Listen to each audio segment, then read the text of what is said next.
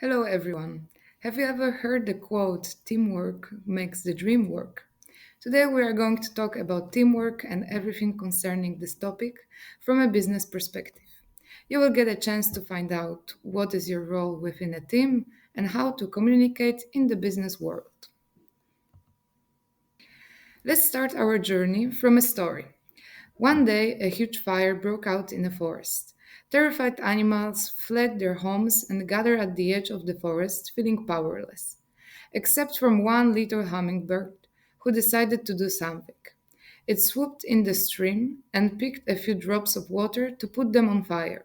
Other animals were trying to discourage him by telling him that he is too little and his efforts are not enough. Despite these comments, the hummingbird didn't stop, and when asked, "What do you think you are doing?" responded, "I'm doing what I can." What do you think about this story? How today's topic, teamwork, could apply to this? Do you think that the hummingbird's efforts made a difference? What do you think would happen if other animals joined him? Today's course is going to consist of four stages. Firstly, we are going to talk about the roles within a team and present some theoretical knowledge about this topic.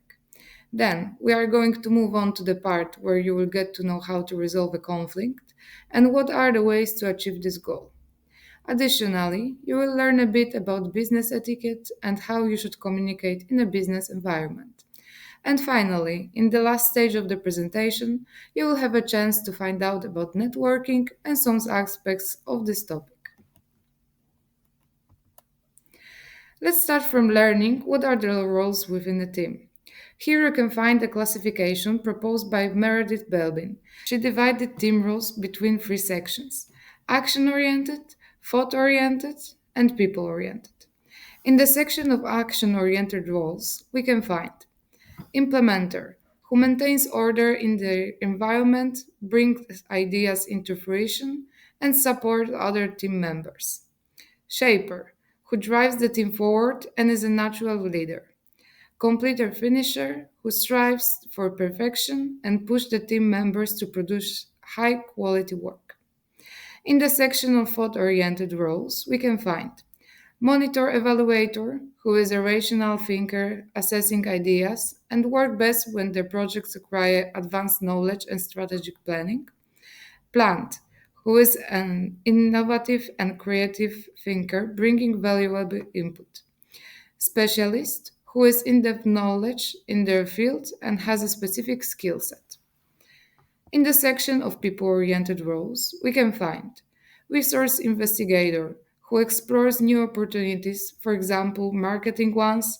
This person is a natural networker and facilitator. Team worker, who is very extroverted and know how to create a harmony if conflict arises.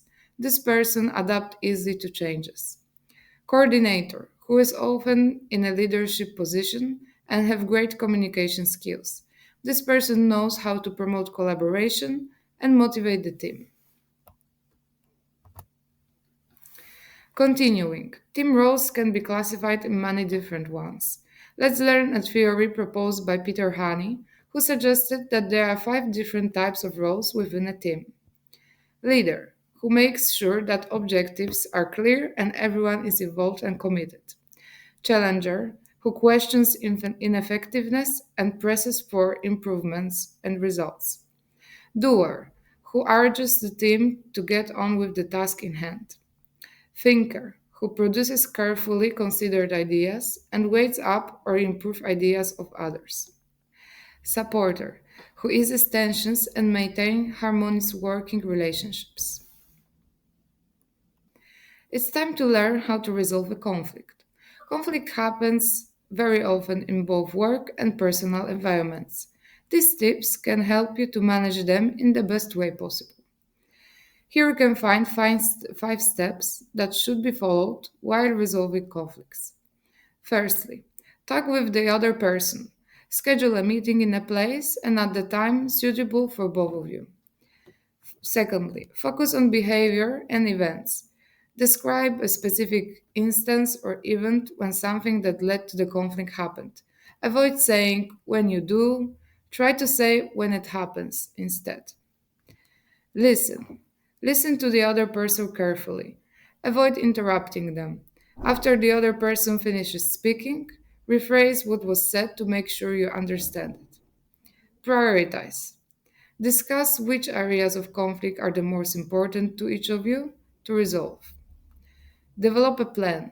Stick with discussions until you've worked through each area of conflicts. Schedule more meetings if needed. Maintain a collaborative, let's work out a solution attitude.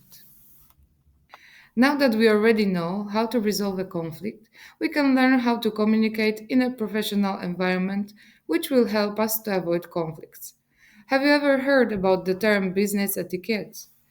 It's the set of rules and manners that one should follow when operating in the business world. To get you more familiar with business etiquette, we will present you with 10 rules that no one should break while being in a professional environment. Always arrive on time. Punctuality is very important.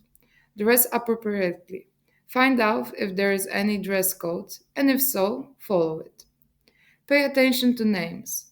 Try to remember names of your coworkers, partners, clients, etc. It's very important for maintaining good relations with them. Introduce others. Introduce your colleagues to each other. Maintain eye contact to show that you are interested in what the other person is saying to you. Give clues that you are paying attention. For example, ask questions or you can do some nodding while the other person is speaking. Don't interrupt. Avoid interrupting when the other person is speaking. Double check your emails. Make sure that you didn't miss anything. Avoid gossip. Don't talk about your coworkers with other people. Keep your workplace tidy. Your workplace gives an insight of what kind of person you are and how you treat your work. Time to move on to the last stage of our presentation, which is networking. Networking helps us to build meaningful relationships for career growth, mentorship, and opportunities. It's important because it allows us to access hidden job markets, gain professional advice, and advance your career. We can network with different groups of people, for example, professors, colleagues, alumni, and classmates. There are a few methods of networking, for example, attending events, using social media, especially LinkedIn, and staying in touch with your connections. We would like to thank you for watching this presentation. Moving around in the business world may not seem easy, but once you know your role and how to execute it, it allows you to feel more confident in a professional environment. Don't forget that teamwork makes the dream work, and every team member is needed for it to work. Thank you for watching, and don't forget to give us your feedback.